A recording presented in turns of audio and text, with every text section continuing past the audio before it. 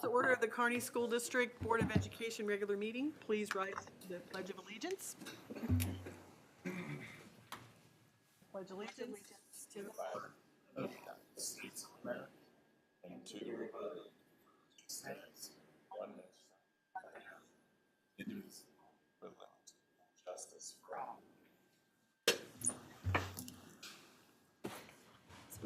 Roll call, please. Matt Becker. Here. Jason Clint. Here. Jake Higgins-Smith. Here. Christina. Here. Chris Whiteson. Here. Nick Vasquez. Here. Colleen Bailey. Here. We have a quorum, so we'll move to adopt the agenda. Move to adopt the agenda as presented. Second. All in favor? Opposed? Thank you. Next, we have school spotlight, and tonight it is Kearney Middle School. All right, good evening. I'm Dan Miller, principal of Kearney Middle School, and so I have the honor of shedding some light on our Bulldog Bulletin. So a little backstory here is historically we had a media program at Kearney Middle School, and unfortunately due to some staffing challenges and budget constraints, we absorbed that last year, so we went without a media program, and I did the daily announcements, and they were terrible. So just kind of brainstorming with Trish and some things, we finagled some things, and we brought it back in a limited capacity this year, and she and the kids have just done an outstanding job. So I don't want to steal too much of their thunder. She's brought a couple anchors and producers. I don't know what your guys' actual position, done it all, but they're going to share some of those highlights with y'all tonight. So. All right. Will this go through stuff? You want to? All right, so as Dr. Miller said, we kind of went without for a while, and so I took what had been done in the past, kind of went through what equipment we had, and talked with Molly Kubler, who teaches the class at the junior high, and got to kind of spend some time with her and see where she wanted students to kind of have background knowledge and specific things to focus on at my level. So when they came to her, they were kind of ready to roll right into her class. She was really helpful and helped me set up kind of the software and things that we were going to use. In the past, I think they had used some different video editing software. And Molly was using Canva, which most of the middle school kids have used for other projects. And so that kind of worked out really well, and the kids are rolling with it. We're learning all kinds of really exciting and fun things to do with it. So we got the studio set up, and we've been producing a daily show ever since. So sometimes it's full and great, and sometimes we have some hiccups and things aren't perfect, but that is also a learning experience. So it's been a challenge, but it's also been a lot of fun, and I'm really enjoying seeing what the kids are producing and watching their growth. So the things that we've learned together in this process, definitely writing for an audience. So we start off usually with a script that I put in kind of the basics, and then the students have the opportunity to add and elaborate on those. So we do a script for the anchors as well as our special segments. Definitely learning a lot with troubleshooting equipment and with the software, myself and the kids included. So we're kind of going through all of that process, which is great because the kids are learning to check, are the cables connected? Is the power on? Is the battery charged? All of those life skills that they're going to take with them later on. Definitely working on collaboration. We've been in 2 teams. I have a class of 22 kids, and they've been in 2 teams of 11. And so they've worked in small groups and then worked as that big group as 11 to produce their show. I've gone to cutting that down a little bit. We're going to try 3 groups the next couple of weeks and kind of see how that goes to give them a little bit more time in between shows so that now they can focus on the editing side of things and really get into all the intricacies that are available. And we're also working on that importance of meeting deadlines because the show goes out and what's in there is in there. So if they don't get things put in right, or it's not the exact video they wanted, we try and work with what we've got and roll it out, because it has to be pushed out that next morning. So all really interesting real world topics that they're learning at the middle school age. So we're bringing in a lot of interdisciplinary subjects and putting them to a pretty good use.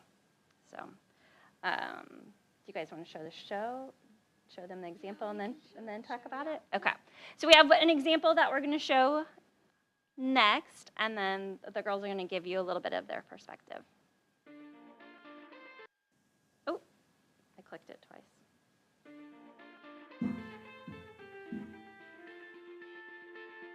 Welcome to our Bulldog Bulletin for Thursday, October 2nd. I'm Caden. And I'm Lydia. Before we start today's show, please stand for the Pledge of Allegiance.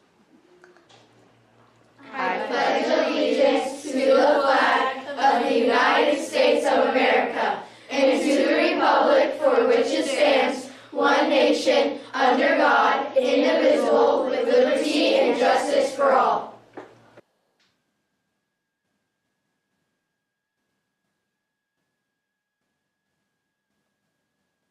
What's your name? My name is Sam Hansen. And what's your position here at campus? I am the daytime custodian. What's your degrees plus knowledge? Degree, I have a bachelor's degree in chemistry, So nice. and that's it, from Park University. Oh, nice. What do you love about campus? I love all the kids and the bright futures you have in front of you, and I love making the school clean so that you have a good environment to learn in. What is one fact or memory that you love about campus? Oh boy, I haven't been here that long. Well, last year something really exciting was there was a kid choking during lunch, and he came to me and said, I'm choking, and so I gave him the Heimlich maneuver and was able to get him breathing again. Well, that's good. Yeah, it was really, really exciting, intense. It sounds like you do a lot of good at campus.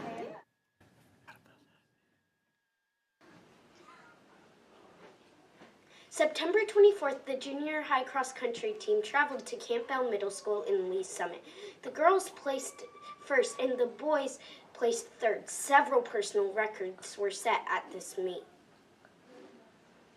The top 10 finishers for the girls team included second place Ayla Lehman, third place Carly Leslie, sixth place Sophia Coleman, seventh place Scarlett Carpenter. Top 10 finishers for the boys included Jonathan Coleman and Lucas Fredland. Let's hear about today's weather and lunch menu from Amelia and Madeline. Recording and hey KVS, I'm Madeline and this is Amelia. We are here with today's weather and lunch options. For our main lunch options, we have chicken patty sandwich or the grilled cheese sandwich.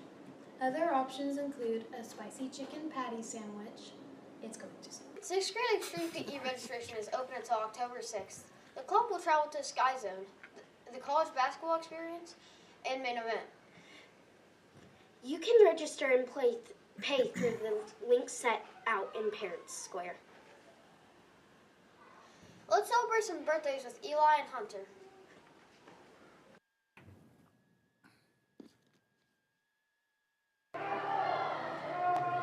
I'm Eli and this is Hunter. We're here to celebrate our KMS birthdays for this week. We have no birthdays today. Now let's look at our National Day for October 2nd. Today is National Custodian Day. Wow, just think of all the work they do for us. Now back to our main anchors, Lydia and Caden. Happy birthday, everyone! I hope everyone enjoys their day. 7th graders recently tested their solar ovens. Let's see some of them in action.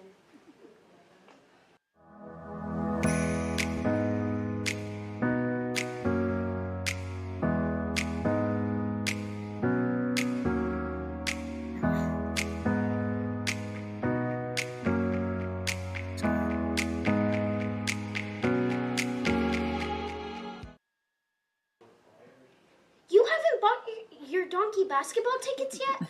I hope they aren't sold out. It is going to be so much fun. Here's some information about the KMS Kiss the Donkey contest that will take place at halftime.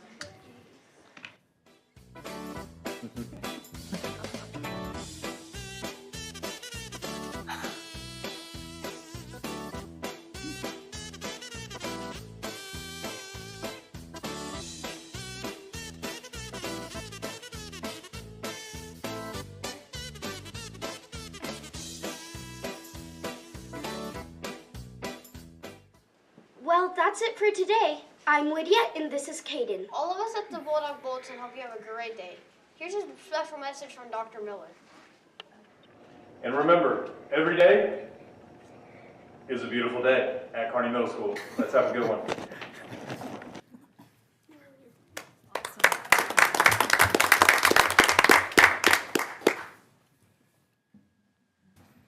So before I did this class, I definitely was not good with stuff like editing, but I barely even knew how to like copy and paste a picture onto a presentation. But now that I started doing this class, I've learned how to edit and even produce shows, which has been really nice and has definitely improved how I interact with technology. So last year we got to pick our classes, and I was really hoping to do everything that involved technology. And this class is called Intro to Communications and Technology. And I was like, oh yay, another tech class, not realizing I was gonna have to film. So when I got in there and realized I was gonna have to film, I was like, oh no. But now working through it, I have actually really enjoyed doing the filming and learning all the facts about cameras. Okay, so we have a whole nother quarter left with the group that I have, and so we're continuing to learn all of the little pieces that fit together, and then we'll start another group at semester. So they've already learned a lot in the first quarter. I'm really proud of them. Very good. Anybody have any questions? How many kids are in the class? I have 22. Are they It's two all classes, on camera? right? I just have one. One class. Just one class right now. Do they all participate and go on camera? Is it kind of whoever Yeah. wants to? Yeah, they take turns, so everybody has that experience. Does everybody do each role? Yep, I have them on a rotation. Okay. So everybody's getting spots in each row, in each discipline. And then, so their grade is for the week or for the rotation, but it is based on what their job is.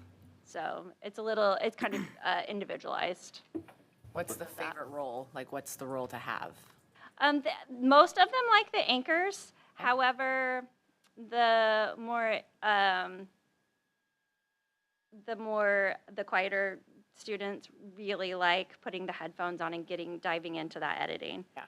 So you can watch them just go to town. So there's a niche for everybody, which is kind of nice. I've seen a lot of kids I didn't expect really flourish in a spot that wasn't expected. Has this changed what we want to be as we get older as part of this class? Me personally, no, because I want to go into something with students, with kids, and in the medical field. So right now I want to be a pediatric optometrist. Wow. I can't even spell that.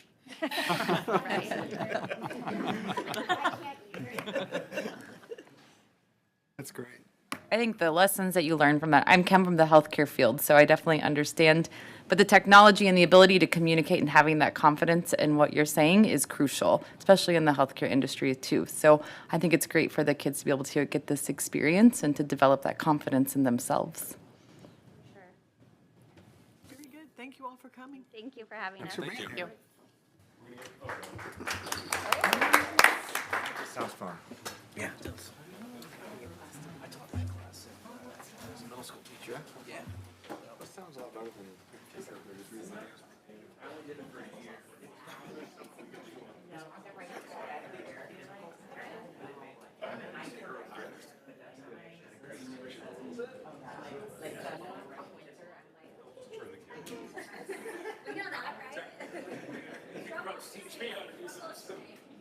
All right. Okay. Perfect. Good job. Thank you all for coming. Thank you. Thanks for coming.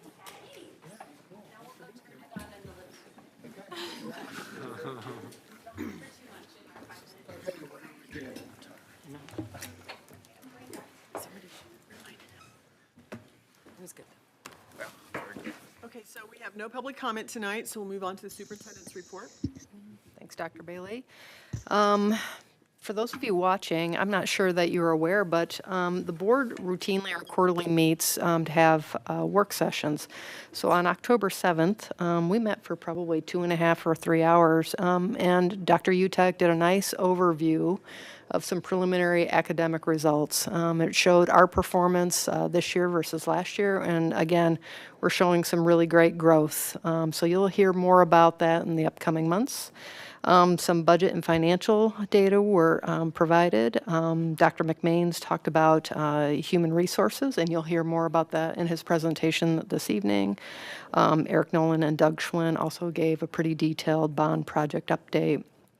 Want to talk to you a little bit about the annual performance report, and that comes from the DESE, Department of Elementary and Secondary Education. So we anticipate receiving some internal information as soon as October 27th. We anticipate also that that could get released to public as early as November 6th. So we're looking for that information. And the importance of the APR is that it allows us to compare ourselves with other school districts. A couple other updates. Fall sports are, and regular season is ending, and we have several teams that are in a strong position heading into postseason. Tickets for Charlie and the Chocolate Factory are now available online. I think it will be a great performance. Those events are November 4th through the 8th. You can also get your tickets for the Turkey Trot, annual Turkey Trot on Thanksgiving through the Education Foundation.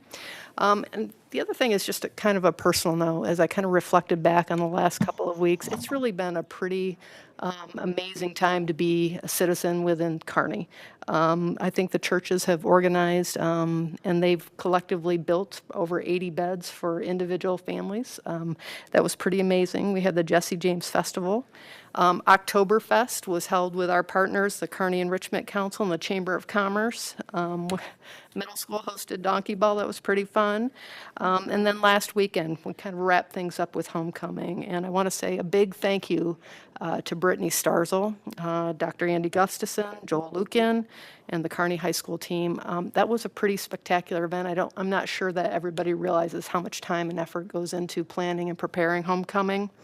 And I also want to say thank you to Mark Kelly, our former board president, who agreed to be the parade's grand marshal. So with that, that's my report. Thank you. Thank you. Okay, next we have the consent agenda. Move that the consent agenda be approved as presented. Second? All in favor? Opposed? Thank you. Information items. Bond project update. Mr. Nolan?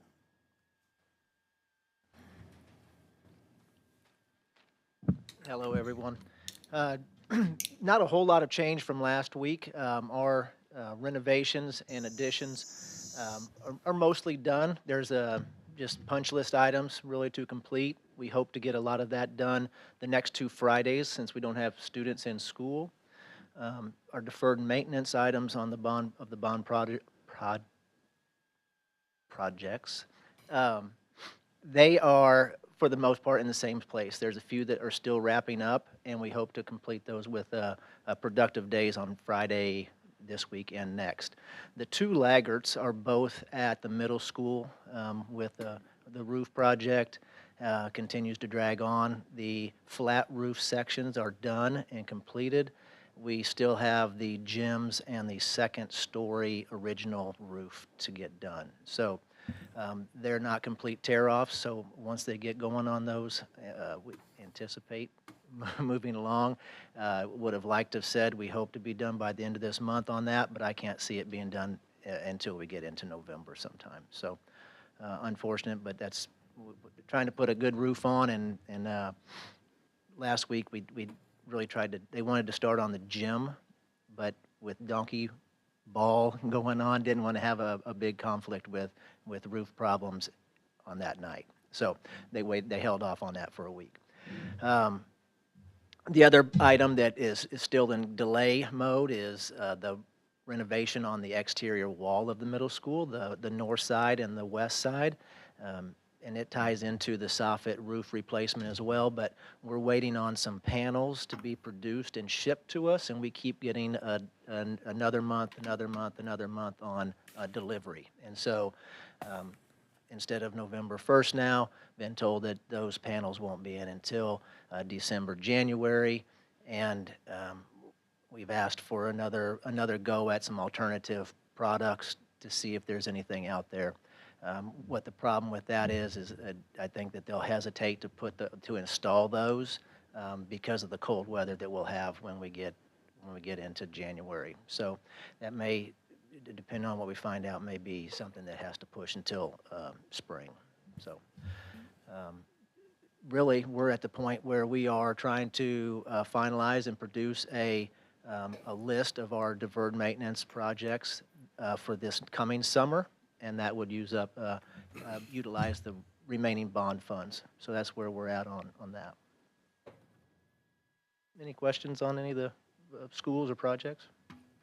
Jake? Just a quick, overall, I noticed that our net remainder increased by roughly about 150 grand over last month's report, and I also noticed that there's some interchanges between our reallocated projects and our deferred maintenance. I didn't know if there are big ticket items there, or I see Doug coming to stand up. I didn't know if, is that a question for you, Doug? Yeah, just continue to flush the numbers out, see where there's savings or where there's line items where we had placeholders that there really isn't any more cost coming. So Eric and I have been working through the spreadsheet, cleaning it up and trying to get it a little more accurate. So there was some savings that we realized from last month that are now shown down on the net. So. Okay. The two current roofs are Hawthorne and the middle school, is that correct? That are still underway, yes. Okay. When do they think Hawthorne will be done? Friday? Oh, No, I didn't know if they would, like, in the next 2 weeks with the days off. Yes, hopefully. Weather pending. I think it'll likely be next week, midweek. Nice. So it'll just be the middle school then that's remaining. Correct. So this is just a random question, but I was up and about early this morning. What was going on at Kearney Elementary at 5 o'clock this morning? There was some kind of a crane outside doing something. They It's were the only activity in the whole town, I can tell you that. I drove through and it was all that was going on. installing a rooftop unit That's above what the I new figured. library. Yeah, so yeah, I continue to be amazed at how much you all have worked hard at doing all this stuff when kids are not there, and that's great. So, appreciate that. Thank you. Okay. Mr. Schwint, financials? Yeah, not a whole lot to update this month. You know, as you know, the big payment comes in January. So between now and January, you know, our percentage kind of drops, and we wait for our taxes to show up to get a boost. I'm still holding tight on that 20% projection for the end of the year, with hopes that it'll still turn out to be closer to 22. I know we've been working hard on the audit this week, and the auditor shared yesterday that we are coming in at 22.21% for last year. So hopefully we can get close to maintaining that as we wrap up this year. So, but we're still a long ways off. A lot can happen between now and then. So, What obstacles do you see to getting to the 20% when you say you hope? to get to the 20%, the hope is I just don't fully understand all the numbers just yet. They're still learning curve involved. Right. But I feel pretty confident as I've looked at trends and past history that the 20 seems pretty solid. But I'm going to come in a little conservative with hopes that it comes in a little higher than that. So, Doug, you may have heard that there's a government shutdown. I haven't. It started on October 1st, and so that would be the first day of the fiscal year for the federal government.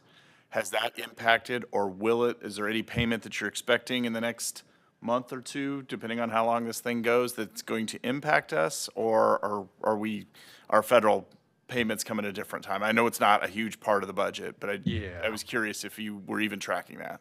I've been watching for news alerts on that, and I haven't seen anything from DESE or the state indicating that we need to be cautious about money not flowing through. So right now, it's not a huge concern for me. I'm optimistic it'll probably get resolved here soon and back to normal. But you're the only person optimistic about that. But go ahead. Okay. All right.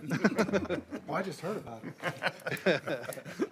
So, but thankfully, yes, we are very low as far as how much federal funds we receive. So, but I haven't heard other districts screaming about, you know, lack of money. So I feel like right now it's not too big a concern for us. All righty. Thank you much. All right, thank you. Next, we have a written program evaluation for the gifted program.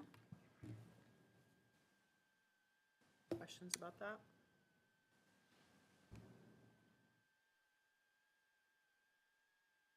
All right, move on to human resources. Report from Dr. McMains. Those guys are a lot taller than me. All right, well, I appreciate you all giving me some time tonight. I'm excited to share some of the information regarding our human resources program. One thing I want to point out before we get into this is Mr. Schwinn and his help with data, with numbers. He's been instrumental in providing some information that's been provided clarity for us in human resources and for the district. The reports he's able to give us are just phenomenal. He's really hit the ground running, and really appreciate all the work he's done, and he's been an awesome teammate already. And then the three ladies who really are actually the brains of the operation, Ms. Coonrod, Ms. Bradbury, and of course our lovely Becky Burkemper. Those guys help me every single day. Huge supports for our district, for not just me, but a lot of people in our office. And really the program, our support for our staff, our valuable staff, couldn't happen without those three. So our last year's program goals, and I'm proud to say that we hit most all of these. Number one is convert all of our human resources process to digital. So we got away from paper, so we're now paperless. We continue the salary and benefits committee. That's been a amazing group of individuals who provided valuable input to me, to our district, about some low-hanging fruit and opportunities for improvement for our valuable staff. We did implement a new staff evaluation program this year. Hopefully that's been a benefit to our administrators and our teachers. It's cut a lot of the red tape as far as like the redundancies in those processes. It's made things more efficient for both staff and for administrators. We did create a district academic calendar last year that was compliant with Senate Bill 727, and we know that's changed. That language has changed this year. We're going to actually start the calendar committee at the end of this month for next year. So we'll hope is to have a calendar for board adoption in December.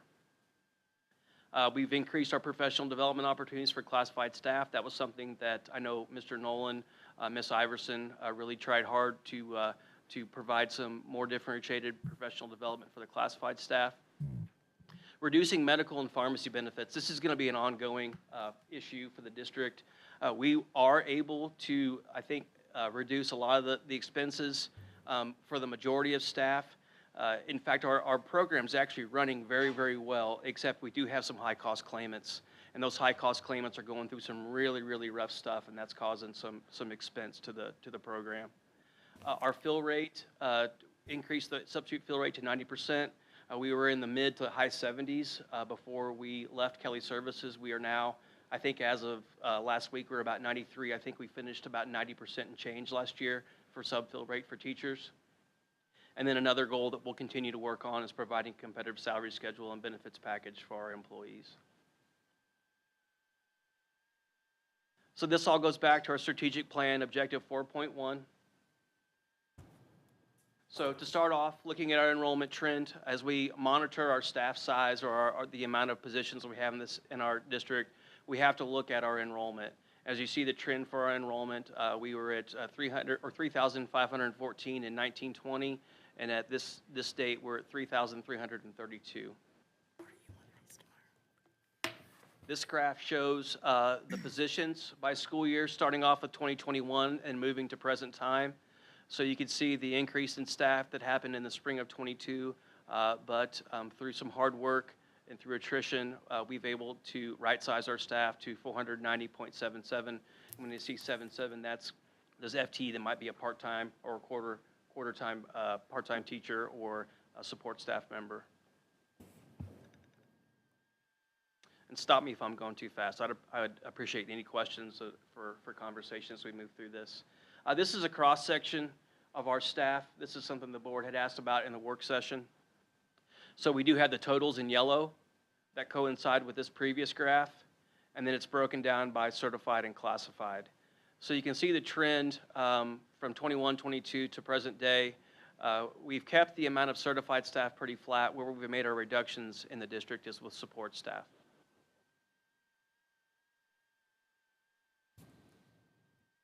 This graph outlines our staff experience, teaching staff, from 0 to 5 years to 26 years. So you can see, and this was kind of surprising for all of us when we looked at this, how evenly distributed our teaching staff is. It's about 15%-ish per slice of the pie, but you can see in the 26 plus years, we have about 17% of our staff, 46 staff members that are right there at that retirement age. So that's something that we need to keep our eye on as we replace those staff members if they choose to retire.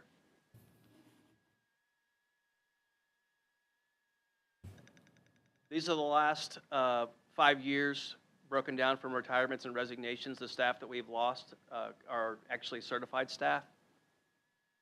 So you can see in 22-23, right after COVID, we had a little increase, but it's remained pretty flat.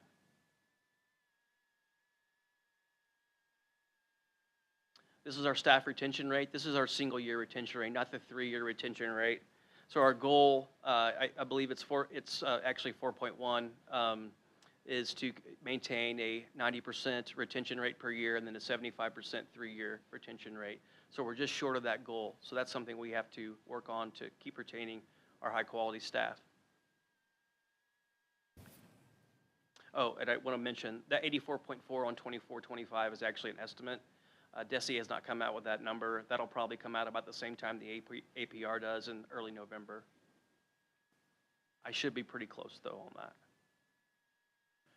This is one of the questions on our exit survey, and this will be a goal for next year, looking at this exit survey and developing some more questions that tease out some more information.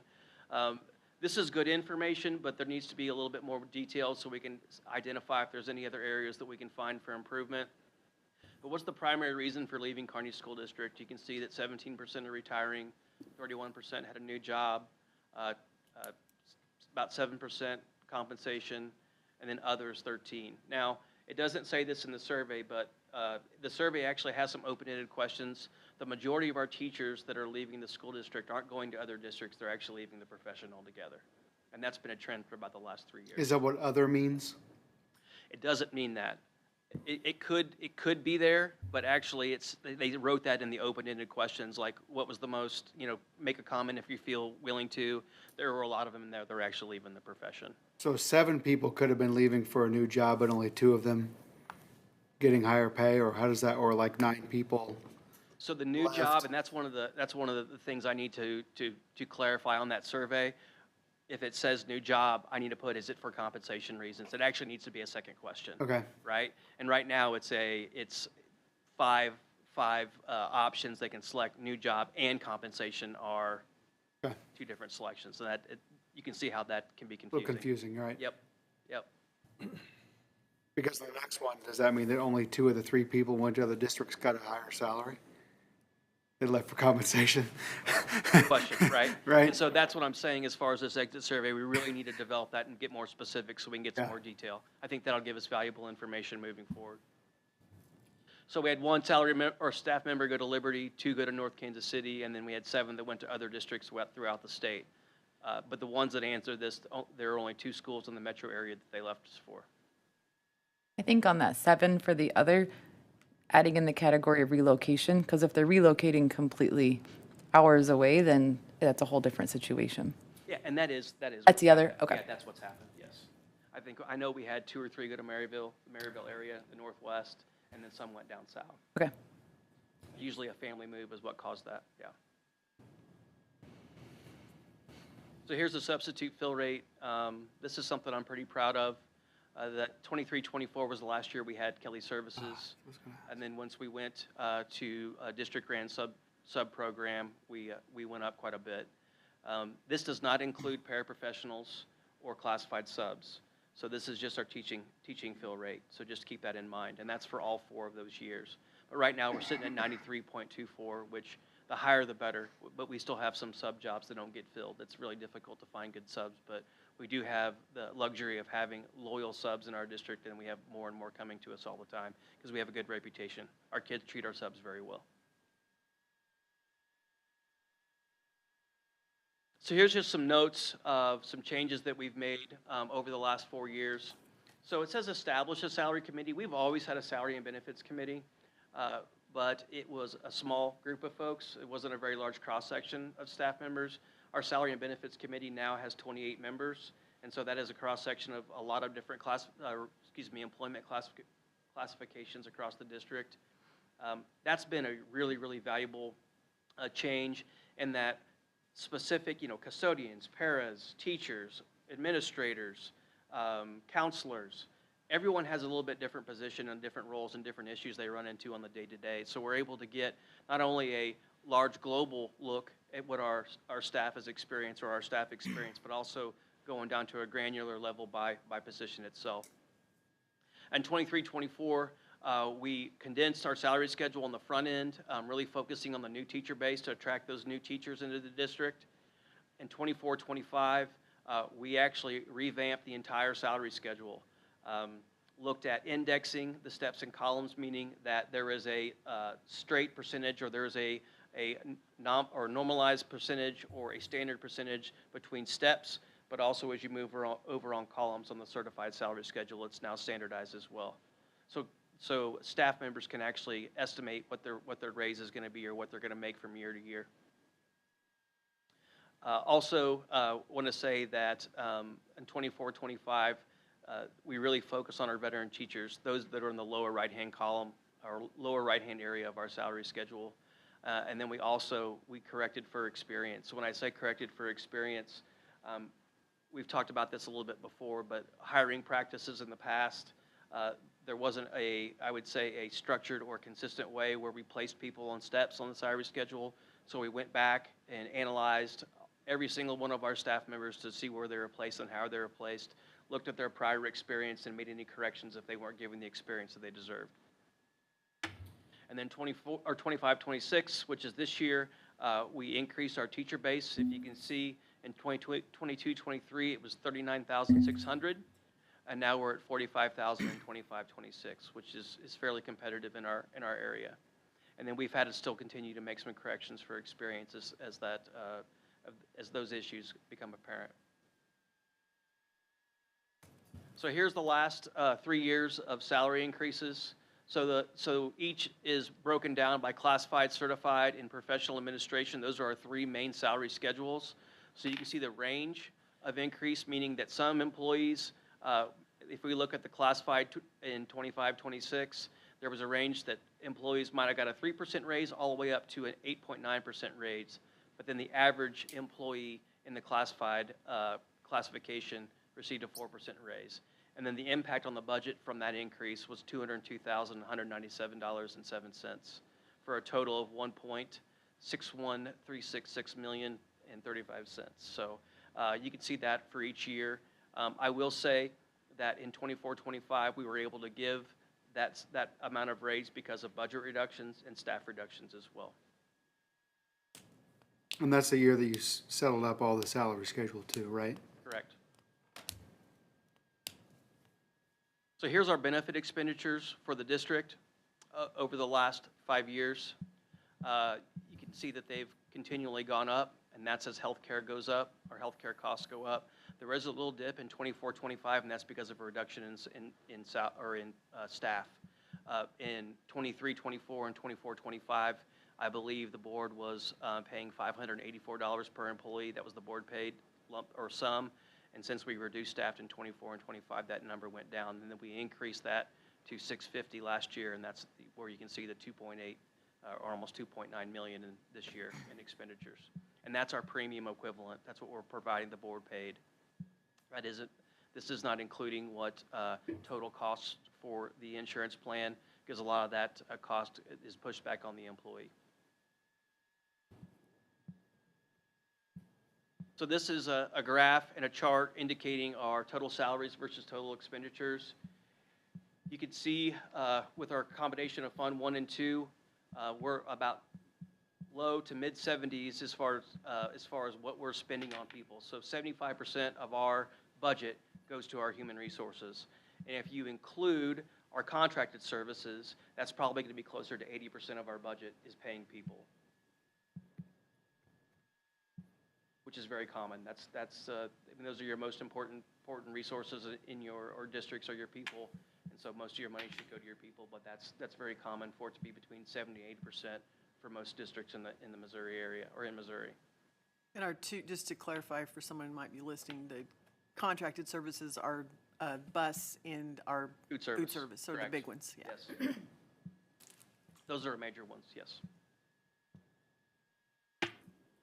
So this is a heat map that we developed. I gave this to the Salary and Benefits Committee last night. So this is the teacher salary schedule comparison.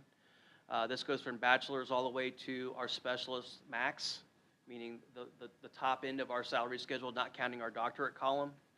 And the doctorate column is essentially our specialist with a $5,000 stipend added onto it. So it's just that plus 5. So this compares us to our market, which is Excelsior, Liberty, Platte County, and Smithville, and those are the ones we consider our biggest competitors when it comes to staff. The red indicates, the darker the red, the further away or the higher that district, their coinciding schedule eclipses us. So you can see we start off very well, but as we move down on the steps, we start to see more red.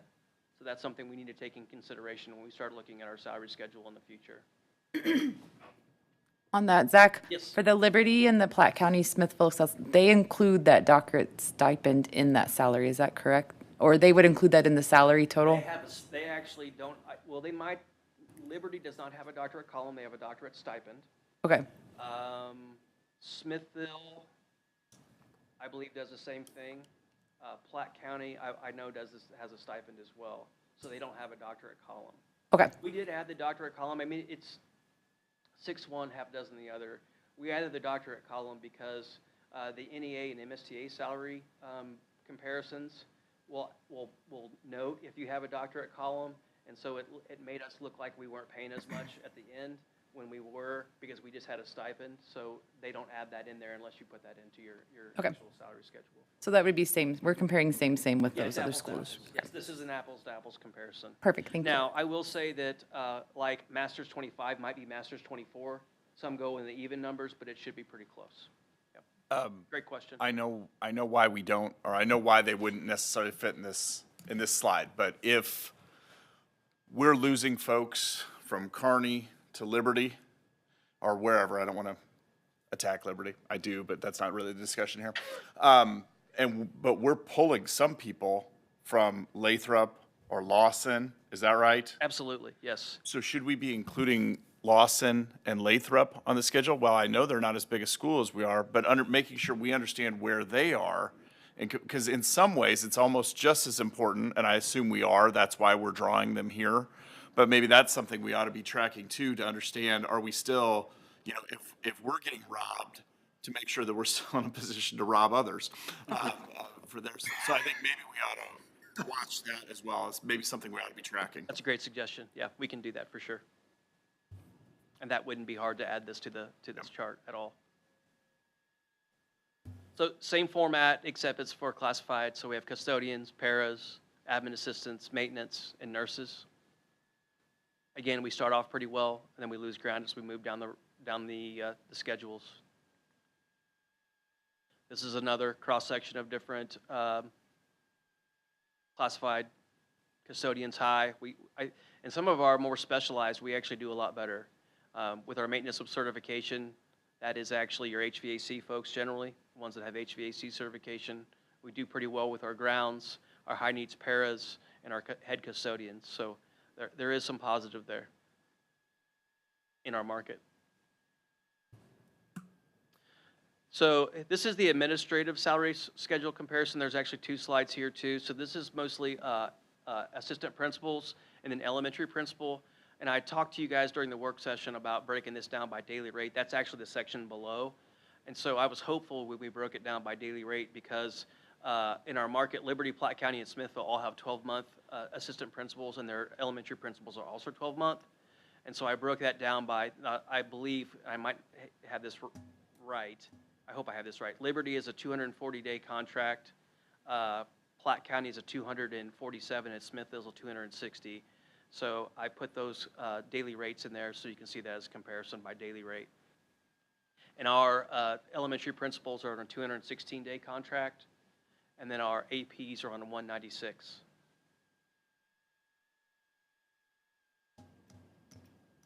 And this is, again, administrative. So this is all of our principals, director, executive director, and assistant superintendent.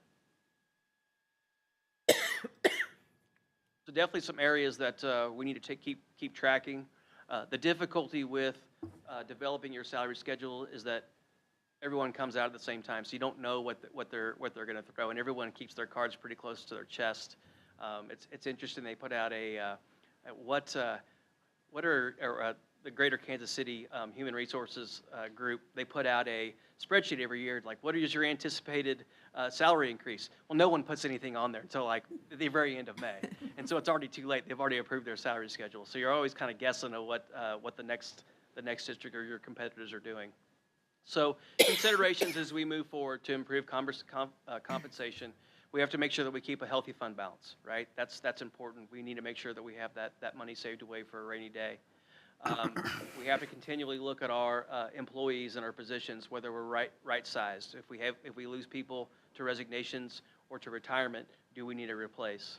And then identify areas where resources can be applied to all employees that maybe aren't necessarily salary involved, like through wellness committees, to improve the work-life balance of all of our employees.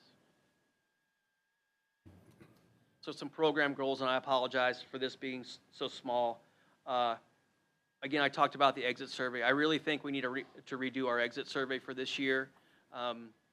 And we have it out there right now, but I can still modify that even though it's active right now to get some more specific information. And really going through this process, this has been really valuable. There's been a lot of data that we've compiled to put these slides. I know there's only 20-something slides here, but this has been a lot of data, and it's been very valuable to me to dig down, to look at the salary comps, to look at our staff composition, and look at the exit survey information. And as we're looking at that and really looking at it deeply, there's like some gaps that I wanted to answer some questions. So that exit survey needs to be modified. In 4.2, we need to continue to look at our salary schedule and try to make that as competitive as the district can allow, or our finances can allow. And then one thing that I mentioned already is continue to implement cost containment measures. We have musculoskeletal or PT measures right now. We have several pharmacy programs that have really been wonderful as far as reducing expenses. And so we got to keep looking at those and keep managing that program, because what we pay in insurance, we can't pay our folks. It comes out of the same bank. So we need to make sure that if we can reduce costs or flatten costs, that we're able to pay our folks more. And then last but not least, continue the high-quality professional development that Dr. Utek has been providing our district and also our classified staff as well. Okay, that's the end of my spiel. What questions do you have for me? So Zach, just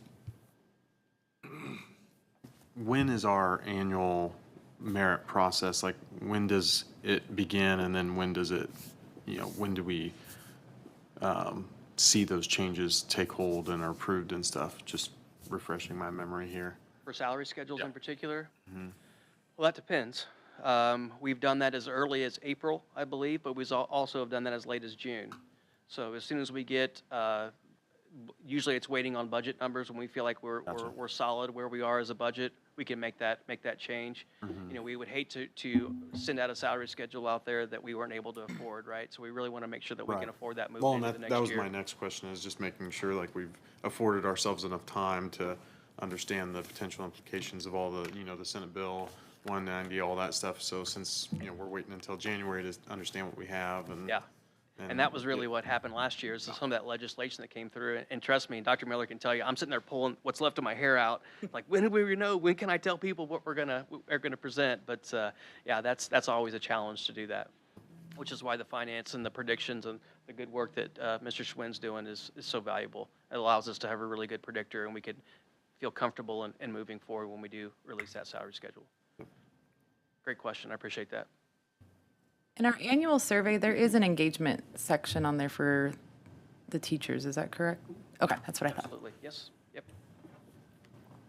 That work-life balance is one of those questions that we pay close attention to. Nice. Anything else? Thank you much. All right. Thank you, guys. I appreciate your time. Thank you. So we have a comprehensive literacy plan. Tech, would you like to give an overview? Yes.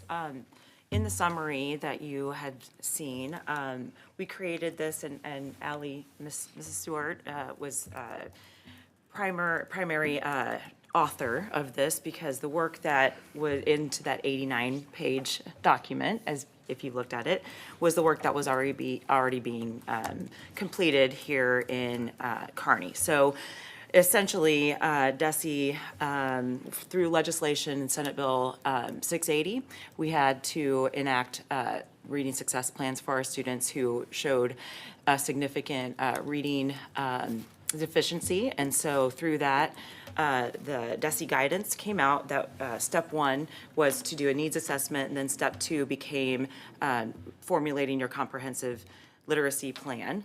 And through that, we are also experiencing MSIP 6 Cycle 2. So because of that, that is one of the required plans for your review. Not board approval, but review. But we'd like to bring that back every single year through any changes. A lot of the appendices on there will change because they're curricular. So just making sure that it is, has all the components. And I think, thank you to Mrs. Stewart, and I didn't know if she had anything, or if you have questions, one of us could answer those as well. It's riveting reading. Kept you on the edge of your seat, I'm sure.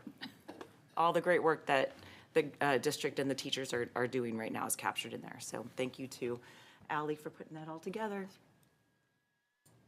Thank you. Questions? Thank you very much. Enrollment comparison. So we have with us Tammy Thomas, our data coordinator. She's going to give you just a little bit of an overview tonight.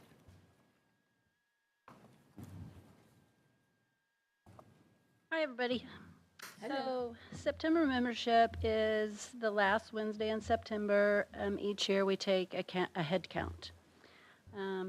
For DESE, they asked for it, and then membership and enrollment is a little bit different. Membership includes resident 2 students, which are students who attend in another district due to special needs or services, and is an FTE of enrollment membership, and then part-time students, so they would have maybe a 0.47 or whatever. Enrollment is a head count of students that does not include those resident 2 students, and then each student is counted as one regardless of part-time or full-time. Students who are absent 10 days prior to the count date, 10 consecutive days, are not counted in enrollment or membership. And as you can see on the charts, our enrollment is down about 59 students this year. We are down in every building except 2. Junior high and Kearney Elementary. Our kindergarten class was down 22 kids on the first day compared to the first day last year. We've had 44 students transfer out to homeschool or private schools, and 51 students transfer in from homeschool or private schools, so kind of a wash. Our graduating classes on average over the last 3 years are about 264, so we're losing more than we gain in kindergarten. Our kindergarten classes are less. Any questions? Tammy, I'm doing high-level math over here, so that's going to be very exciting for everyone. Hey. You said it was down 22 kindergarten students this year, right? Yes, If first day from last year, first day. if I look at 2024, I see that we dropped from 1527 to 1470, which is a drop. I'm not even going to try and do that, but we're about 120 some kids. So is it consistent that every year how do I want to ask this question? Are we seeing that same, I assume the largest driver every year is that the fifth grade class that leaves, the kindergarten class isn't as big as, right? Could be, yes. Because that seems 22 kids, that means we probably had we were short 22 kids the previous year as well. Tammy, you've done some year-over-year comparisons where you've tracked that data, correct? I do. I don't Yeah. have all No, the kindergarten classes in front of me. The class of 2036, which was 23-24, let's see, we started with 250, then 231, and then 209 this year. Okay. So we are losing each year more than we're sending on. The reason I bring, and so buildings are a fixed cost, right? Like we have our buildings as they are, but when we're starting to see, so we're down 50 kindergartners in just that 2 years, right? Mm-hmm. So at some point, from a capacity standpoint, we may have more kindergarten teachers. You know, we might want to start looking at and make sure we right size that. The nice thing about personnel is it's an accordion, right? Like as you get more, if you had more, you could go up. But it seems to me that we're seeing a very consistent trend. It's not long. I mean, we're only talking 2 years here from what I can tell from this graph. But if that continues and without development of new homes and that may very well. So we need to watch that and size appropriately if that continues, I guess is the point. I just want, I'm not surprised by it, but the 50 kids over a 2-year period is a significant number. Yeah, and I think that's part of Dr. McMain's presentation is, to your point, Yep. we need to be looking at that annually. The hard thing about kindergarten is, you don't know who's going to show up, right? I mean, we try to do parents as teachers do a great job, but it's hard to get a solid number, so. So yeah. I was gonna say, I look at the enrollment just in the elementary on the last slide, and it's a very, when you go all the way back to, was that 2022, 2023 to now, 160 kids almost. Yeah, I actually went back and looked at our demographic and enrollment study, and I think even that, I think Rick did a pretty good job, but I even think we're down 100 from that demographic and enrollment study. But you're right, if development comes, we anticipate more children, right? But what I took from your comment is that we're flying blind every year. We don't have a heads up of. Well, kindergarten numbers are just a little bit harder to predict, Yeah. that's all I'm saying. Yeah, no, I got it. We don't have a view of what's in the preschools, and so we're, okay. We try, and we've got closer each year. I was off 30 this year, so. Is there a pool? That's pretty good. There should be. No. Any other When questions? students come in back from like homeschool or they're coming from a private school, what's the average age? Like, are they coming back at the middle school or junior high level? It's all over. Okay. Yeah, we got 2 just this week at Hawthorne, so I don't. Okay. So just between elementary, there's no, right? Yeah.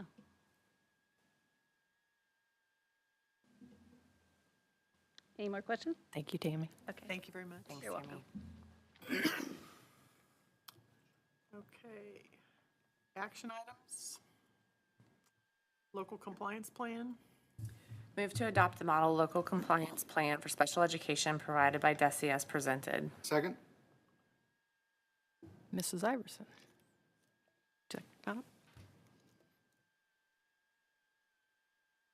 Hello. Hello.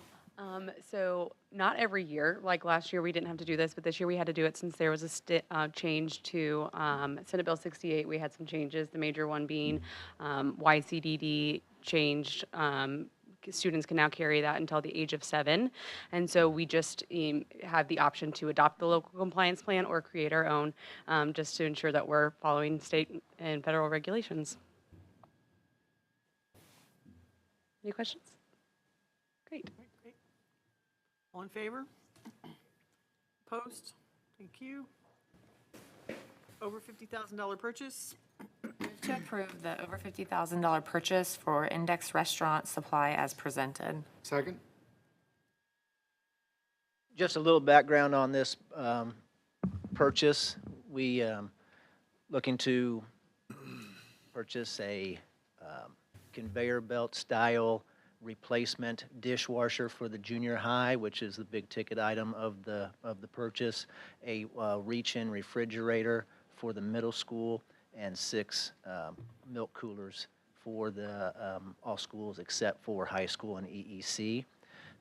We feel that these items have been kicked down the road for the last few years, and we have tried to Band-Aid them. They are reaching the point of where they have reached their, they've exhausted their life with us. And we are experiencing more frequent breakdowns, and not only the frequency and the cost that go with that, we're having trouble getting the parts to mend them and extend their life. So that's the background on these 3 items. What's time frame on getting them now? Will it be quick? Is it a quick turnaround? I don't know that there's nothing like the wall panels, so I think it's just an order and have them Just delivered. gonna go down to the store and pick them up Right? tomorrow. Got it. Well, the dishwasher would be a wait for some time, because that would be an install, so that would be the next possible break. It's important to have cold milk. And honestly, these are all areas that the health inspector inspects as well, and so it's tough when you have you not only disrupt the flow of a lunch when they're down, but also health inspector comes through and it doesn't look good when they're down, so. It's cold. Yeah. I'm all over this one. I don't like milk that's not cold. I'm telling you. Okay, all in favor? Opposed? Thank you. Agreement with Core Collaborative. Move to approve the agreement with Core Collaborative as presented. Second?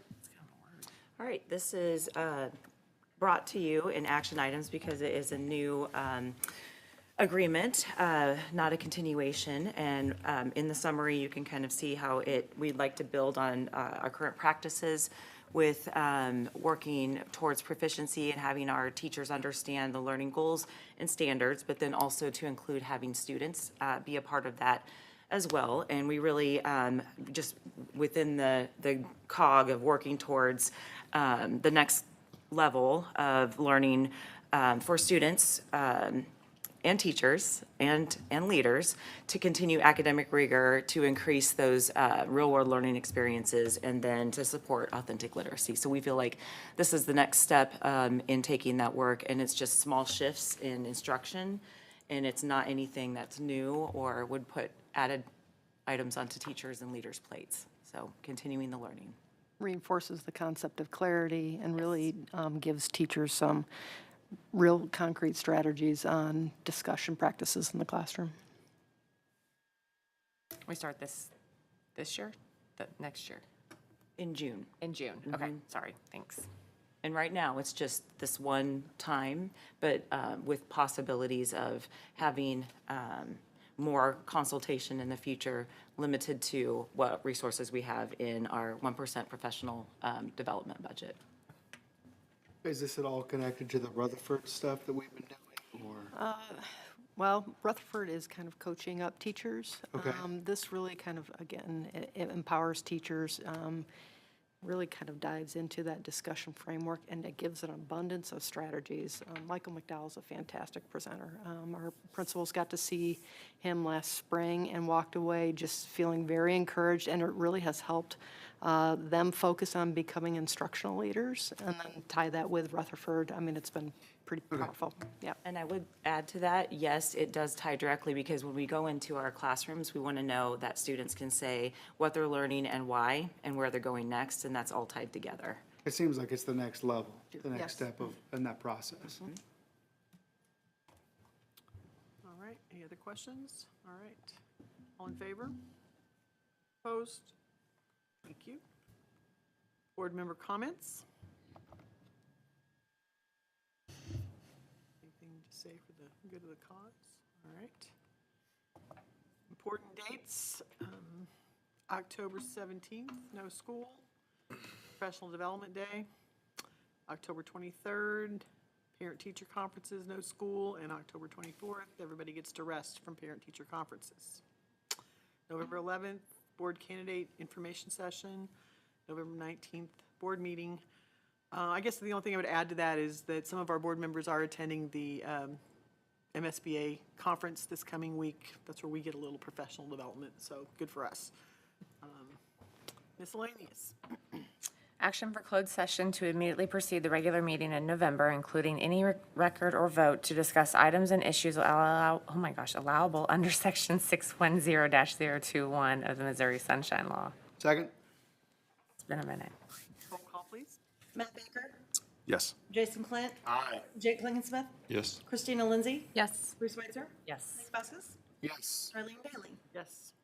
Thank you. We're adjourned. I can't talk.